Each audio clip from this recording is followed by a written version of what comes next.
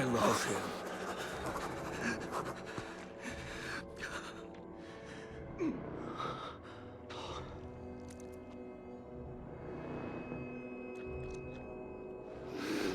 But where, Lord?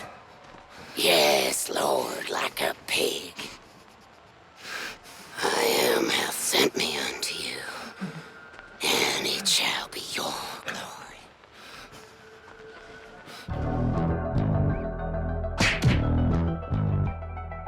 Man, y'all remember when found footage horror was like the scariest new thing in the genre? I was too young for the Blair Witch Project, but I remember everybody in my school talking about paranormal activity. I don't know, something about an invisible spirit wreaking havoc in people's homes really had people shook. And let me tell y'all, I was right there with them, but after watching the movie back, I have no clue why. Barely anything happens in that film. You have a bunch of ominous noises, some inanimate objects moving, a shit-ass husband making things worse, and that's it until the very end. The quality of the other films like it weren't much better, but it doesn't matter what I think. These movies were cheap as hell and made hella profit. The point is that it was inevitable that this type of horror was going to make its way into video games somehow, especially in the early 2010s when survival horror was starting to make a comeback after a long drought. This was thanks to two things: a bunch of indie devs putting their own twist on the genre, and the rise of Let's Players exposing these games to their massive audiences. And one of these games that were really making the rounds and brought over what I talked about earlier was a game called Outlast. One of the many babies of amnesia, except unlike the others, this one stuck around in people's consciousness. And that's because, for one, this game actually looked like it had a budget, and secondly, this game was actually pretty disturbing. So disturbing that YouTube is probably not going to be down with a lot of the imagery I show on screen, but it's alright, I make chump change off of this channel anyway. The point is that the Outlast games are definitely some of the most intense horror games around. They tap into those nightmares you have where you're getting chased, and as soon as you're about to get caught, you snap awake in a cold sweat. They do this so well that almost all the times that I've played this game around friends, they're just as stressed as I am watching. It's no wonder that this game turned into Let's Play bait. They made something that already felt uncomfortably real as found footage horror and made it scarier by having you, the player, record the footage. You're not watching the last moments of someone living out something terrifying, nah, you're an active participant. Adapting to the changing landscape of the industry, Red Barrels would abandon this concept for the third game, being more focused on online co-op. Still plenty of chases to be had, but I'll talk about it when we get to it. For now, what the hell is going on in Outlast 1? What's with all these freaks? And why is this dude with a camera exposing himself to all this shit? God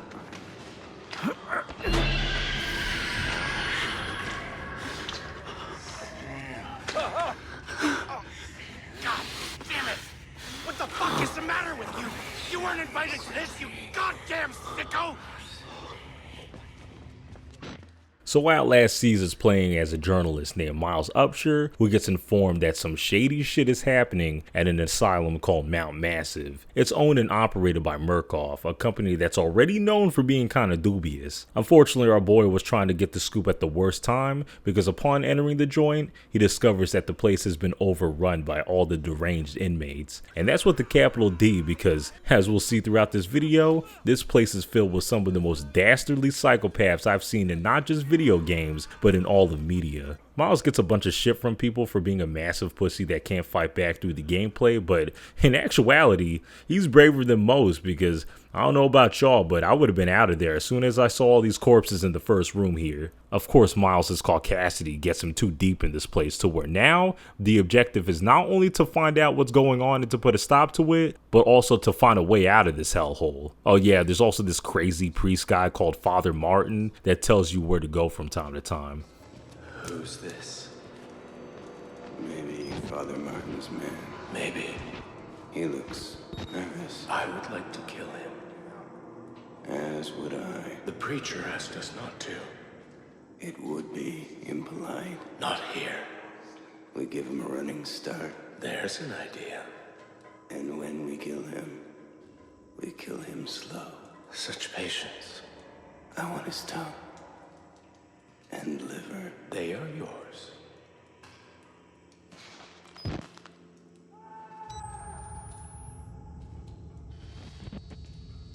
Man, I could not believe that this was an indie game back in 2013. You have to understand, most indie horror games around the time look like this. Clearly one-man projects with stock assets made in like Unity or something. This game came along and looks like something a AA studio would drum up. These are some polished environments, yo. Not a lot of grain, very lifelike furniture with some highly detailed character models. Of course, the graphics here aren't all that compared to the pinnacles of today, but shit, if it did release today, I wouldn't think it was over a decade old. A big part of what has this game still looking as good as it does is the lighting and the fairly strong character designs, at least with the main psychos that chase you around the facility. A lot of the other patients are a bit copy and pasted, but even the regular NPCs can be memorably grotesque. The dynamic lighting, on the other hand, not only hides some of the dated assets, but of course creates a really spooky atmosphere where not even the way forward is lit. Plays into the gameplay where you're incentivized to use your camera light because, man,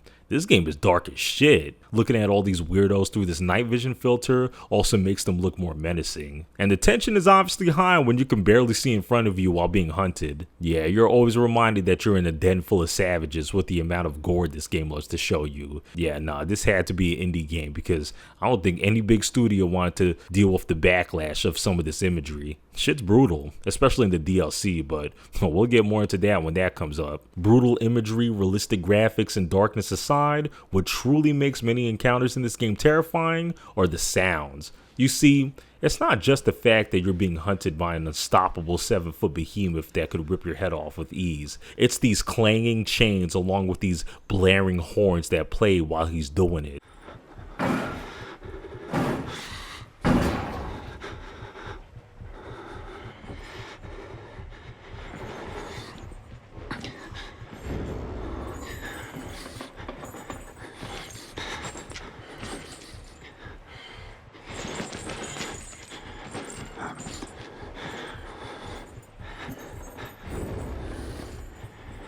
It's the same with the other chasers in the game too. They all have their own distinct sound signifiers that not only makes their presence terrifying, but also lets you know how close they are to you. The scissor chomps from Traeger, the saw buzzing from the cannibal dude, this eerie drone when facing the twins.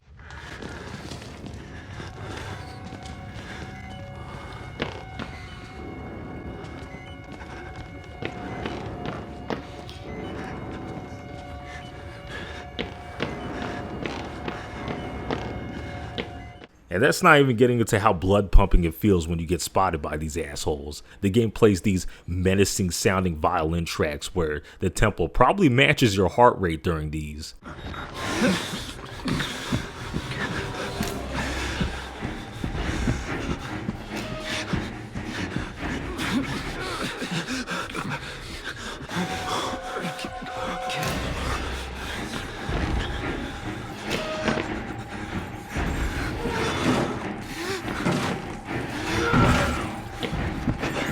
When the character you play as in game is as spooked as you behind the screen, it does a lot to draw you into the whole despair of the situation. The whimpering can get a bit obnoxious at times though. Sometimes nothing is happening and the dude is quivering in his boots. Or more goofy is when you're hiding from a chaser and you're supposed to be quiet, but Miles is having the loudest panic attack of his life.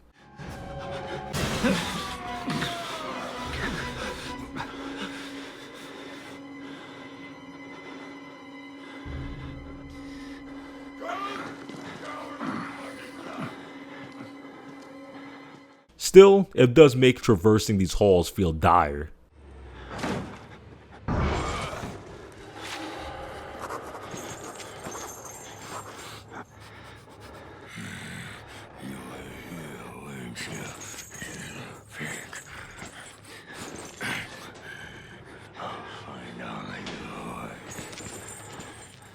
So anyone that hasn't played this game somehow might have noticed that there isn't any combat in any of these gameplay clips. And yeah, that's because Outlast comes from the Amnesia school of horror, where you can't do shit against danger but run, hide, and close doors in the face of your pursuers. The only thing Miles is armed with is his camcorder, which is mostly used to see in dark areas. The caveat is that the camera uses batteries, which means that you can't have that thing whipped out 24/7. And the reason this is a problem is because the throughout these dark hallways around Mount Massive, you'll constantly be hunted by the patients that roam them. And since you can't fight back, a lot of these situations will have you playing the most intense game of hide and seek of your life. Lockers, under the bed, around corners, and the darkness itself.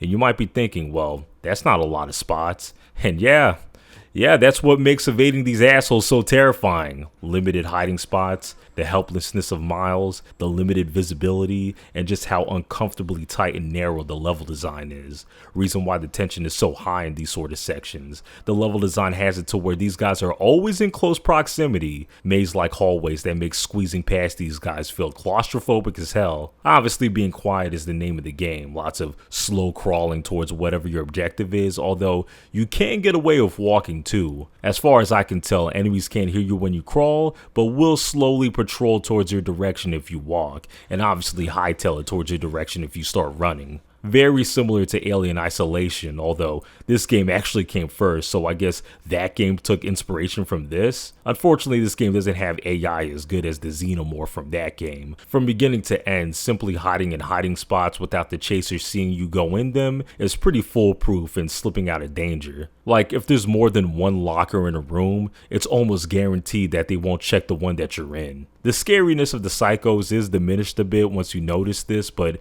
it doesn't make the other parts of outlasting them any less terrifying. Yeah, I'm talking about when you actually get spotted and have to run for your life. This is when these encounters get really exciting, hopping over furniture and having to make these quick navigational decisions while the killer is right behind you. Yo, whoever at Red Barrels decided to put this looking back view, you are a clever bastard, because this makes these chases more frightening than they originally would be. You think you have some distance from the killer, only to look back and they're right there. It's so frightening that apparently a lot of people that play this game don't utilize it, which sort of makes sense. I mean, if you're getting chased by a psycho in real life, you're probably not going to look back until you've reached some sort of safety. It's also kind of funny when you think about how this looks from a third-person point of view. This motherfucker Miles is really running from these dudes while constantly holding up a camera in his face, probably pissing these guys off even more. So mechanically, Outlast isn't all too deep, but it never becomes repetitive, and that's because, for one, this game is short as hell,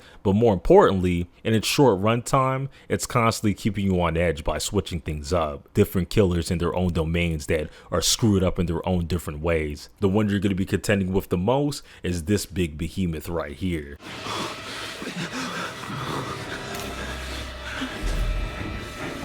Yeah, say hello to Chris Walker, a man so strong that he decapitates people by ripping their whole body off with one hand. His bloodlust is so intense that even the other patients want nothing to do with him. Like, you see this dude and what he can do, and you totally understand why Miles doesn't try to fight back. His hulking stature, menacing grunts, and how he refers to Miles as Little Pig really puts him over as this place's butcher. It's not surprising that he gets the most screen time, as he is the most overtly intimidating of all the chasers. By proxy, he has some of the best chase zones in the game. The labyrinth-like sewer, the mail ward, the tight corridors of the admin blocks. Weirdly enough, the most terrifying section that I found him in was the one where you're submerged in water in the sewers. It's a pretty quick section, so it might not have left an impression to many, but for me, there's something really unnerving about sludging through this cold-ass, dirty-ass water in pure darkness. You can't run, and instead of the usual chain sounds, it's Chris trudging through the water that you have to listen to, and for whatever reason, it just gives me a bit more anxiety.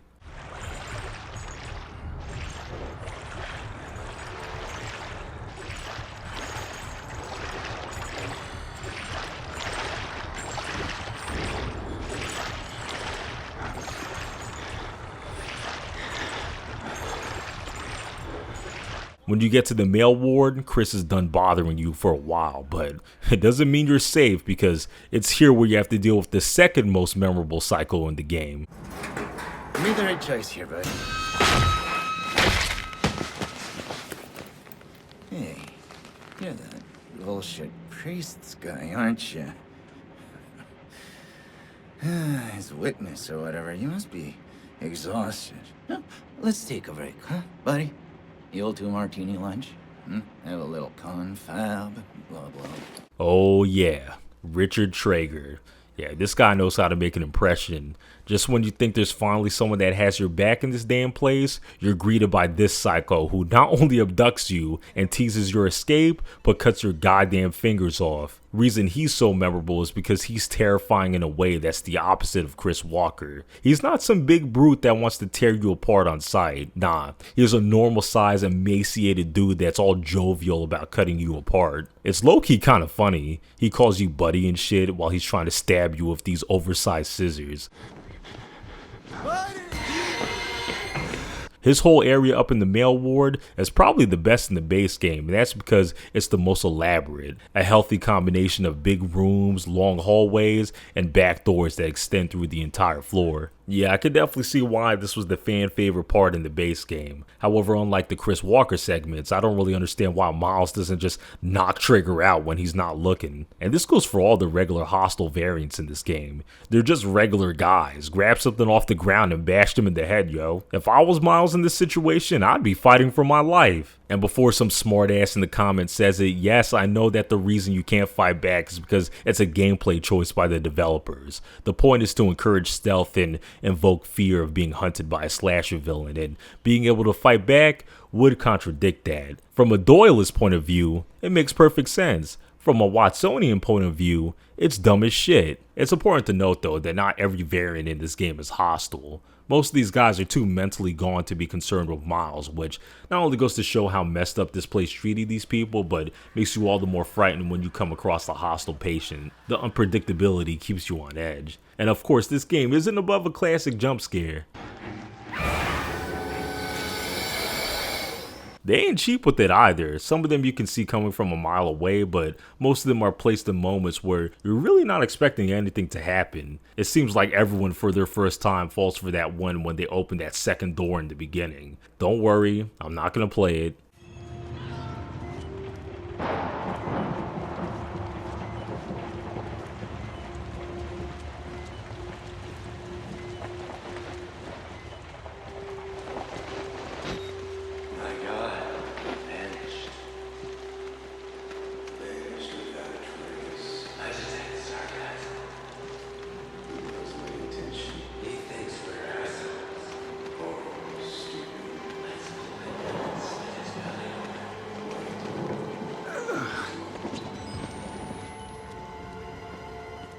So yeah, Mount Massive Asylum makes Arkham Asylum look regular in comparison. Shit's twisted up in this joint, but most of it could be blamed on Murkoff Corporation and their ruthless MK Ultra-like experiments on these people. As you get deeper into the asylum and read up on some documents, it becomes clear that this whole asylum is one big masquerade set up by Murkoff. They were never in the business of helping the mentally ill.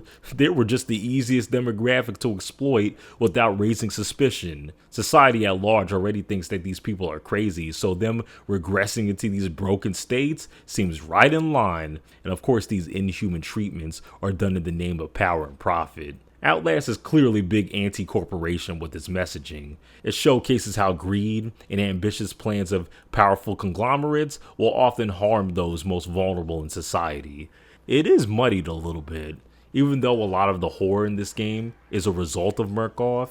At the end of the day, what you're afraid of isn't Murkoff, but the craziness of the patients. It's their ugliness and depravity that the game often uses to scare you. When you're running down a hallway with Chris Walker breathing down your neck, you don't feel sorry for what he's become. You're thinking, wow, what a psycho, I'm gonna get as far away from him as possible. It's made even more weird when you read into the Murkoff accounts and find out that guys like Richard Traeger were evil bastards long before Murkoff's experiments. I do like the twist though with Chris Walker's rampages actually being these mercy killings to prevent any inmates from becoming the Wall Rider. You really wouldn't know this though unless you're really analyzing his mutterings and consuming content of the game outside of the game. Father Martin is interesting because he initially seems like the good guy. He calls off the twins from slaughtering you outright, and he tells you where to go throughout the asylum, serving as your guiding light. It's all part of a sick plan though. He and his followers worship the Wall Rider as a god, and he simply sees you as the next best host. He fucks over your escape in the beginning by drugging you, and his guidance throughout the asylum isn't to safety, but deeper to where the Wall Rider is. In a weird way, Chris Walker, the man that's trying to kill you, is the hero, while Father Martin, this religious man with a helping hand, is one of the main antagonists. This would be the first of many critiques Red Barrels would levy at religion and how it brainwashes people into doing some wild shit. The further you get into this game, the more it feels like you're staring into the abyss on some Nietzsche shit. It just gets weirder and worse the deeper you get into this facility, which perfectly ties into the story where Miles becomes the perfect host for the Wall Rider because of all the messed up shit that he's gone through. He becomes one of the very monsters he's been contending with throughout the game.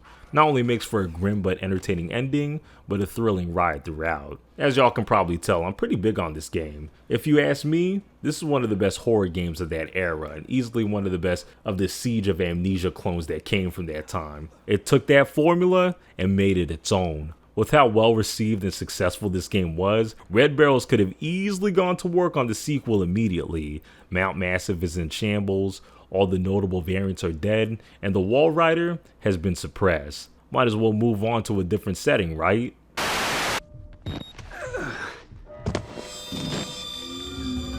Oh, hello. Not right now. Sorry to hear that. I'm good, bro. If you get away from me, maybe. Well, Red Barrels had a different idea. They said, how about going through the same shit, but from a different perspective?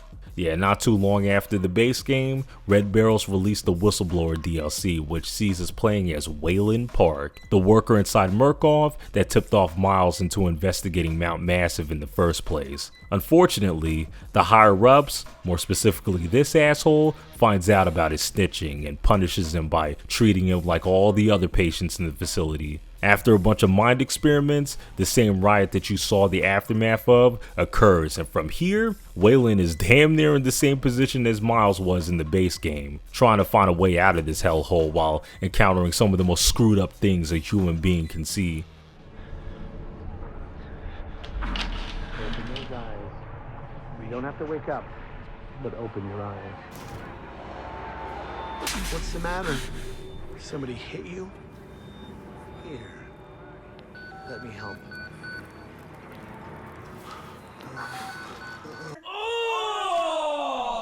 So all this just looks and sounds like more Outlast, right? And for the most part, it is. Same decrepit asylum setting, and you're still running and hiding from psychopaths. However, with the runtime cut in half, the pacing's a lot tighter, and the shock value has been upped a couple notches. Yeah, you think Chris Walker and Traeger are bad? They ain't got nothing on the main antagonist in this game. Ladies and gentlemen, say hello to Eddie Gluskin. Darn. You get a glimpse of this guy early on as yet another variant brutalized by Murkoff's experiments. You don't really think anything of it for a large portion of the game, as you're mostly trying to avoid this Frank Manera guy who's a straight up cannibal. It's not until the last third in the vocation block where you reunite with this guy. And man, what a reintroduction it is. When you first fall into his domain, you're already fearing the worst, as the variants chasing you throughout this part refuse to chase you any further out of fear of him. And then you come across one of the most grotesque murder scenes that would put fucking Dexter to shame. God damn, he did all this? It's only been 12 hours. You eventually come across Eddie, and not only does he recognize Wayland, he is more than eager to turn him into one of his distorted corpses. What separates Eddie from all the other psychopaths you contended with is his intense delusions of all of his victims being his bride. He talks to you in this very posh, romantic way, as if you're his soulmate in a fucking Disney movie, and to say it's uncomfortable would be an understatement. I've been a little vulgar. And I want to say I'm sorry. You know how a man gets when he wants to know a woman. But after the ceremony, when I've made an honest woman of you, I promise I'll be a different man. I want a family. a legacy, to be the father I never had. I'll never let anything happen to our children. Not like...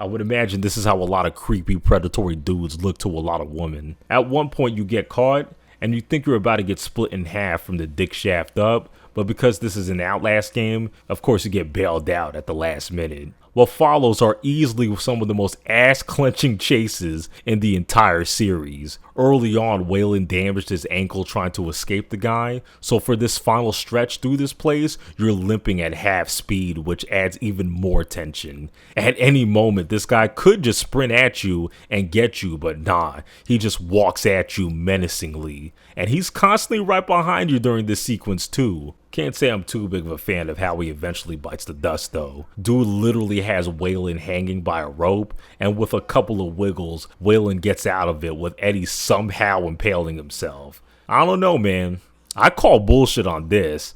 I can accept Wayland breaking out of an old furnace, but this feels like some Deus Ex Machina. Maybe I'm stupid, but I'm pretty sure squirming around wouldn't increase your weight that much. Especially with someone like Gluskin, who's so strong that he's more than capable of lifting you up this high. That aside though, the whole vocational block sequence was brilliant. Some really nightmarish shit here that really cements how truly twisted Mount Massive is, with one of the most unforgettable antagonists in a horror game. The early parts with Frank were pretty dope too, with some of the most labyrinth-like chase zones in the series thus far. Frank himself isn't too interesting of a threat though, just a bloodthirsty cannibal that doesn't really interact with the player in any way outside of wanting to eat them. Pretty been there, done that territory when it comes to horror games, but still, his parts are that good old hide and seek thrills you expect. Only issue I have is that I do wish that this sort of design was more present in the vocational block. That section was pretty on rails with a bunch of linear hallways and chase sequences. Can't help but feel like it was a little bit of a missed opportunity to have a whole zone where you're trying to avoid Gluskin limping around and shit. That would have truly been scary. All in all though, if you're gonna play through Outlast, you gotta play through Whistleblower too. It's the perfect companion piece. A second campaign from a new perspective with some better scares. Also offers a surprisingly way less bleak ending to this whole saga, with one of the protagonists getting out of this. Does this mean that with the actual sequel we'll see the journey continue? I don't know why I'm saying this as if everyone doesn't already know. Rejoice. Revel in the ecstasy of the Lord. The sins of Zion. Can I join you in found, prayer, and all ma'am? debts to God come due. There's wailing.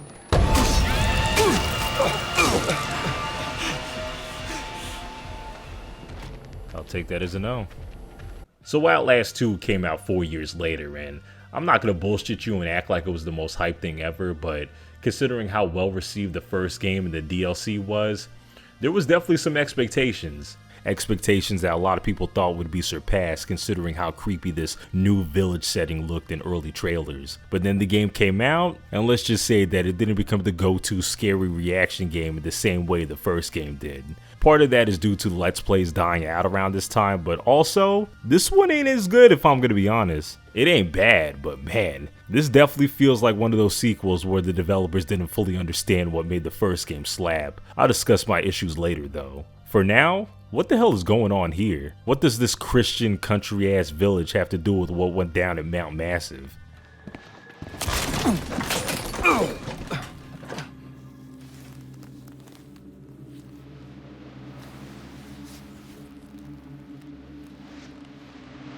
God. Oh, Do you Jesus! want him? Who? Then you'll have him. God wants me dead? Okay. Well, I hope you didn't get too attached to the two dudes in the last game, because we're no longer following them. Don't worry though, Outlast 2 has us take control of yet another pacifist in Blake Lankerman, who along with his wife Lynn, investigate the murder of a teenage girl. They head over the countryside of Arizona to get some answers, but unfortunately, as they're making their way over, they get blinded by a flashing light that takes down the helicopter that they're in. Blake wakes up from the crash hours later, only to find that the pilot is dead and his wife is missing. He stumbles into the nearby village called Temple Gate to get some help, but he soon finds out that this ain't no regular village. Hell nah, everyone in this town is part of a violent Christian death cult led by this preacher named Noth, and let's just say that they're not too keen on outsiders. After evading these assholes, Blake eventually catches up to his wife, only to find out that she's pregnant somehow. They try to make a break for it, only to get caught by yet another fucked up faction called the Heretics, led by this trans woman named Val. God doesn't love you. Not like I do. Man, what's with this series and licks to the face, man? Anyway, it turns out that the mysterious new baby Lynn's having is of special interest to both groups. With Noth's followers, they want Lynn out of fear that her new baby is the Antichrist, which means all types of Armageddon according to them. For the Heretics, they want Lynn to have the baby and to witness it so that Judgment Day comes faster. As you can guess, these two factions do not fuck with each other, and what's worse is that they're practically at war for your wife. So for pretty much the whole game, Blake is trying to survive all these freaks while trying to rescue Lynn. Periodically throughout this journey, my guy gets flashbacks to this Catholic school that he used to attend. Something about a situation with his childhood friend Jessica that he deeply regrets. It's to the point where things get real spooky up in here too. Hello? Hello? Oh, thank God you're alive. I need you to stay calm. We're going to get you help. We'll get you out of there. I want you to find a place to hide. Someplace safe where you can remember the taste of her kiss when you felt her neck break, you diseased cocksucker.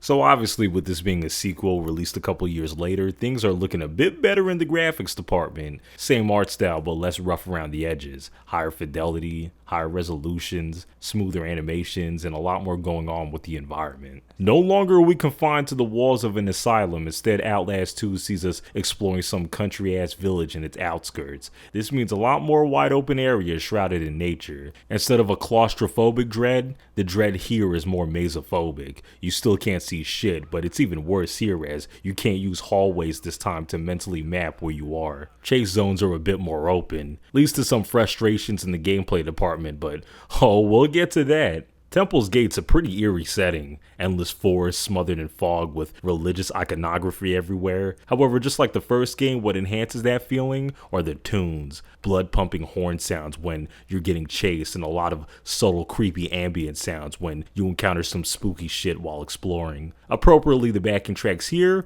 are more reflective of this game's tone and setting, more droning sounds with hints of church bells and choirs. Definitely succeeds in evoking a constant feeling of despair throughout.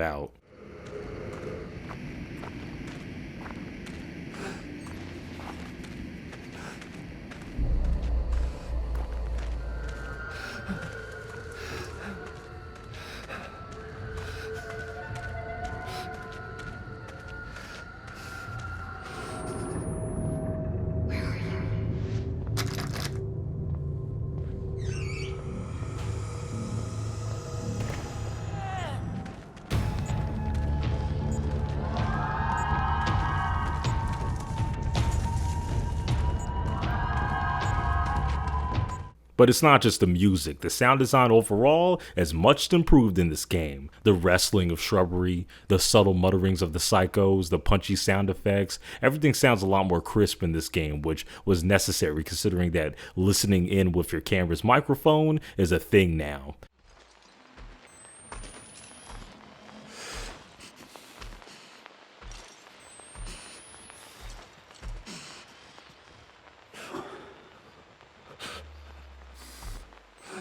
But as we all know, visuals and sounds are just one part of the package. The reason to play these games is to live out the slasher horror victim experience through gameplay. And yeah, fundamentally, Outlast 2 ain't too different from the original in what you do. You're still powerless against a bunch of murderers and still have to play the most intense game of hide and seek against them. The only tools you got is still your trusty camcorder that you can use to see things in the dark, except this time, the joint actually has a microphone that you can use to hear things further away than usual. And this was a necessary addition as chase zones are more open, with your view constantly being limited by tall grass and pure darkness. Appreciate them trying to do something different, but unfortunately, this sort of level design already leads to my first gripe with this game, and that's that trying to find the way forward is often a real pain in the ass now. It feels like you're wandering around like a headless chicken half of the time. The way out is often in the most esoteric spot, and due to these chase zones being more open and obscured, the game can't lead you to where it wants you to go as well. You have to just assume that the way forward is where the enemies are spawning from, but even that isn't always the case, as this game did not hold back with the chase sequences. It honestly feels like stealth doesn't matter this time. There's way more scripted sequences where your pursuers are automatically hightailing it towards you and you have to make a break for it. And even in the non-scripted parts, it always feels like these guys always know where you are even when you're crawling everywhere. There's a lot less hiding spots and batteries to find now, which leads me to believe that the devs wanted the players to run more and hide less. I can get behind that on paper, but man, in practice, it leads to a lot more trial and error this time, which is often more frustrating than it is frightening. It doesn't even serve with how this game wants to scare you, because constantly dying all the time due to confusion releases any tension that might have been built up. And I don't even know if this game actually wants you to play more run and gun, because they even put a cap with how often you can run. Not only is there a wind up to the run now, this motherfucker Blake gets gassed in like 5 seconds. Made me wonder if I was doing sections like this long heretic chase during the back half correctly. It's this life or death chase with weirdos on your tail and you're having an asthma attack a quarter in.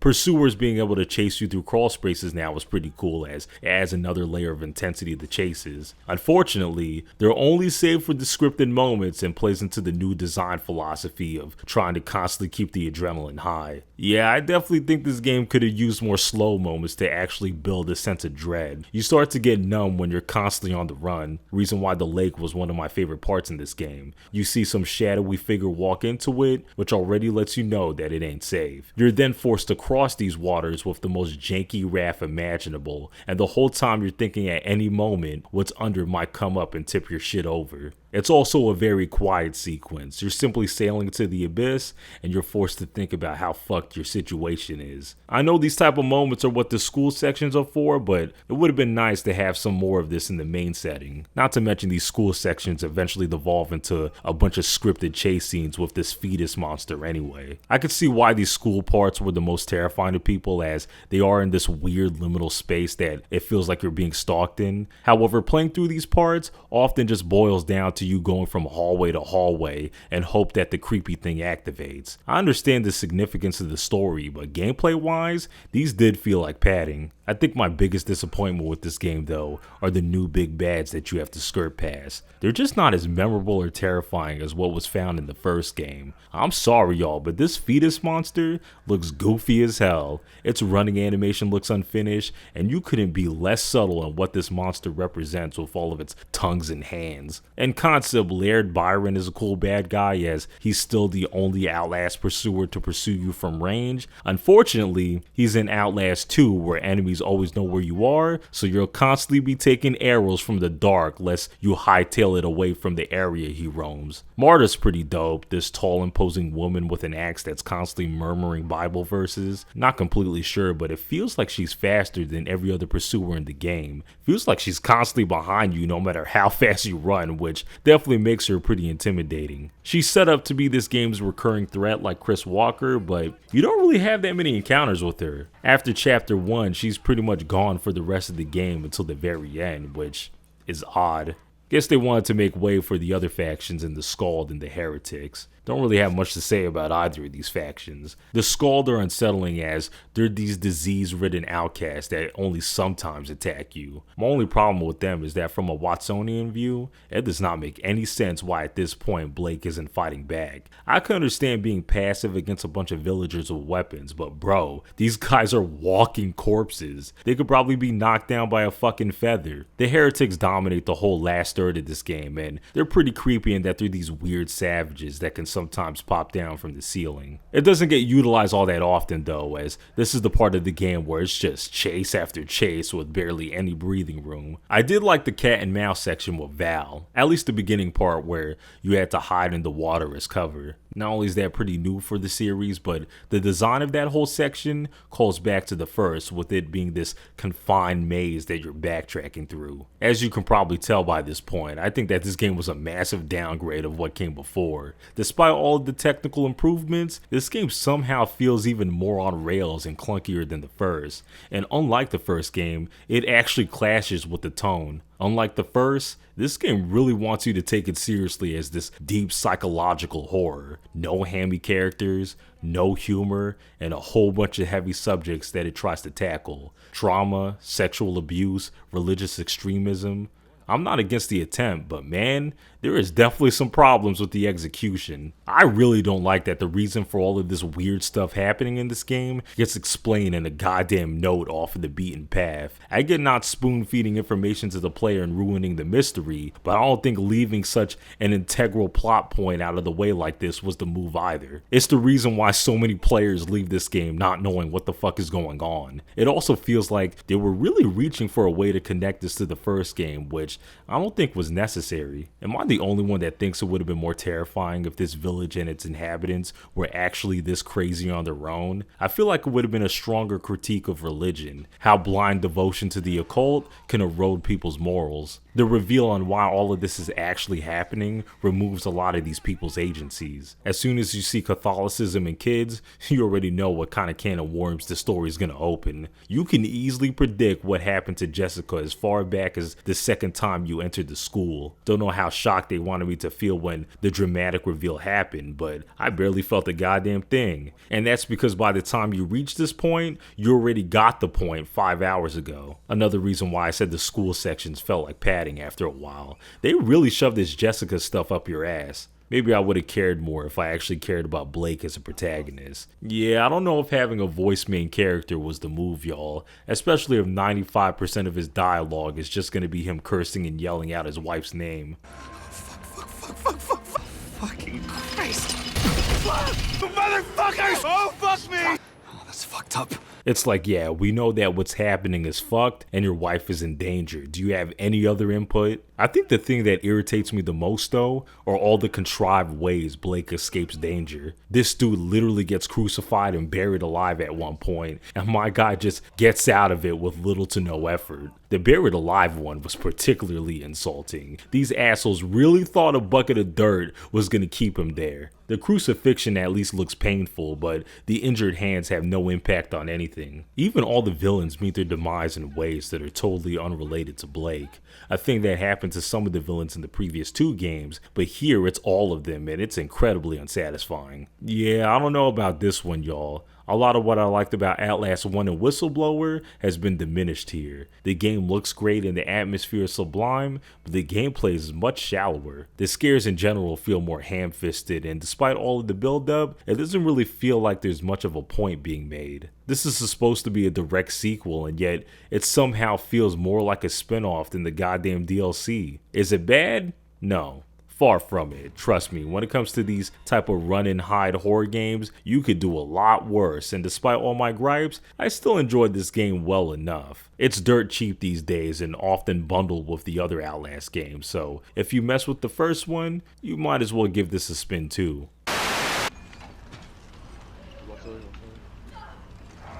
Oh shit, oh shit.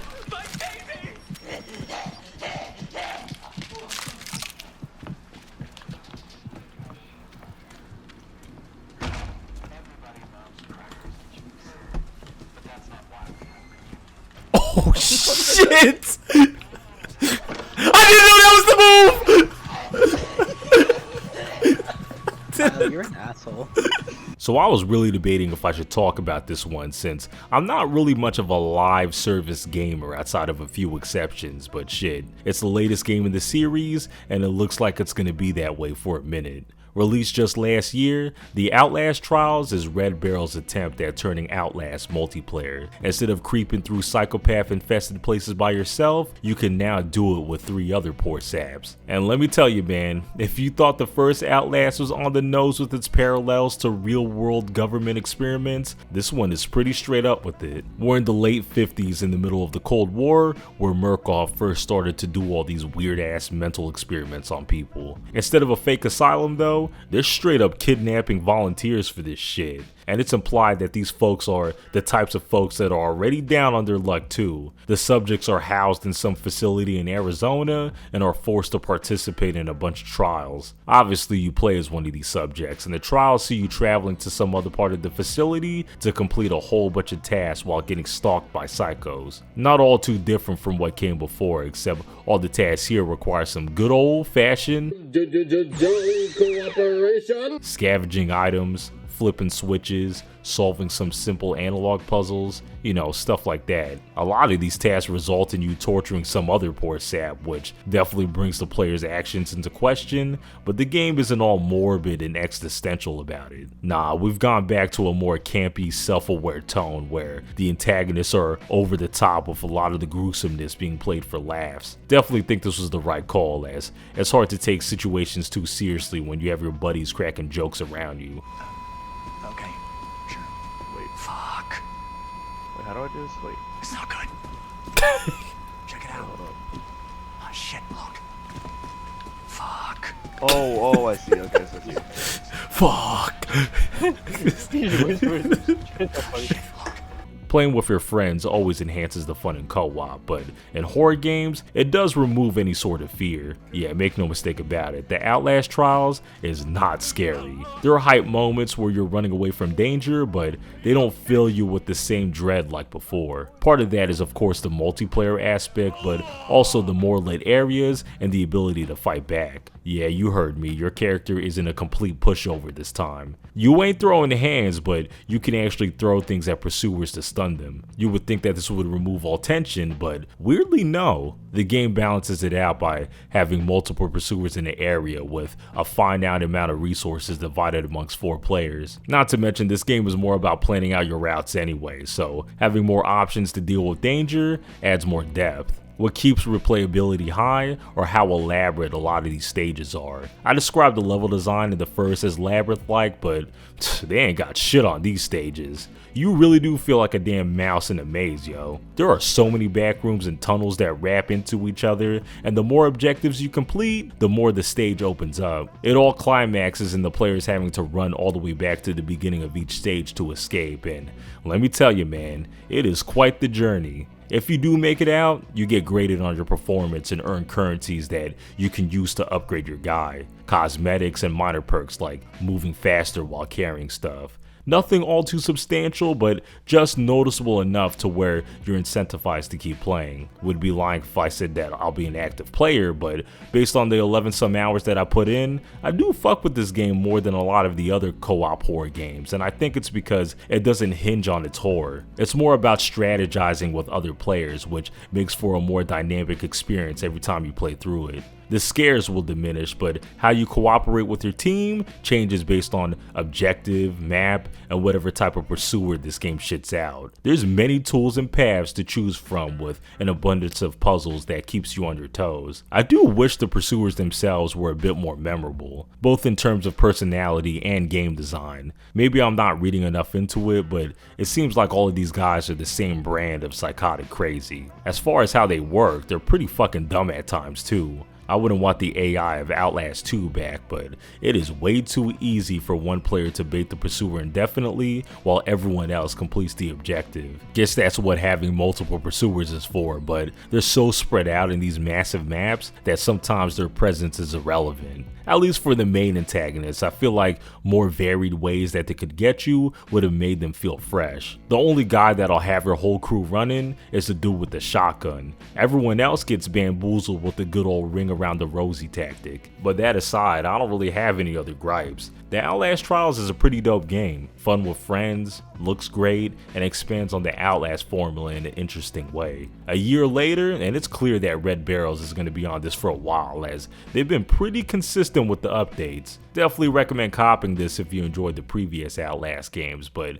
only if you at least have one buddy to play with. The game can be played solo, but it is definitely not ideal. Everything from the pursuers to the objectives were clearly designed for multiple players. Doing these by yourself pads the game out hella. What's going on? I don't know. Oh shit! Fuck you, bitch! He still stabbed me! Oh my god, there's so many guys!